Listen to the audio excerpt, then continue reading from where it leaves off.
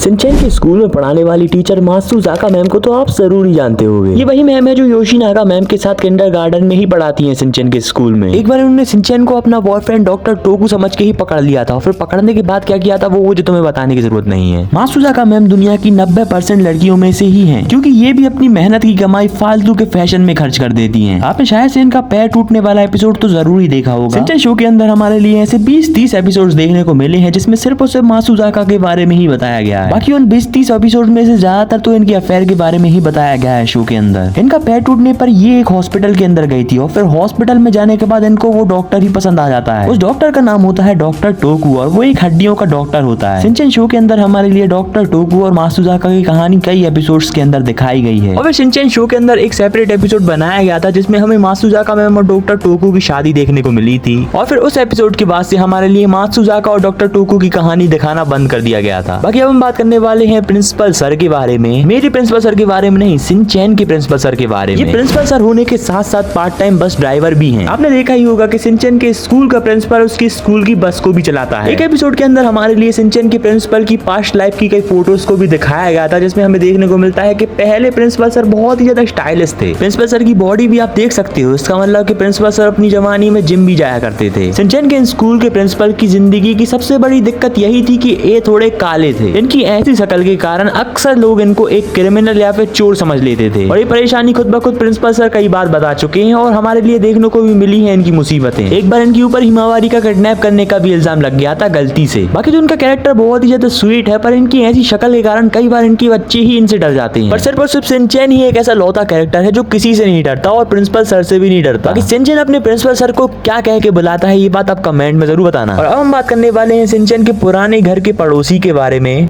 जो कि बार बार अपने यूनिवर्सिटी के एग्जाम्स में फेल होते रहता है। इस कैरेक्टर का नाम था योनरो। शिनचैन और योनरो की गलती के कारण एक बार इन दोनों के बीच की जो दीवार थी वो टूट गई थी और दीवार के टूटने के बाद इन दोनों के घर के बीच में एक परमानेंट होल हो जाता है जिसकी वजह से नोहारा फैमिली और योनरो के बीच में बहुत ही ज्यादा अच्छे रिलेशनशिप्स बन जाते हैं। शिनचैन शो के अंदर हमारे लिए योनरो एक परेशान लड़के की तरीके से दिखाया गया है। आजकल तो लाखों लड़के देखने को मिल रहे हैं योनरो जैसे ही, क्योंकि ना ही योनरो का कोई दोस्त है और ना ही वो पास हो पाता है और इन्हीं वजहों के कारण हमारे लिए योनरो एक लोनली लड़के की तरह दिखाया गया है। और ये एक नंबर का वेला लड़का भी था, इसलिए ये शिनचैन से बहुत ही ज्यादा बातचीत भी करता था। बाकी सिर्फ और सिर्फ पुराने घर वाले एपिसोड्स के अंदर नहीं, हमारे लिए कई न्यू एपिसोड्स के अंदर भी योनरो की अपीयरेंस देखने को मिली है।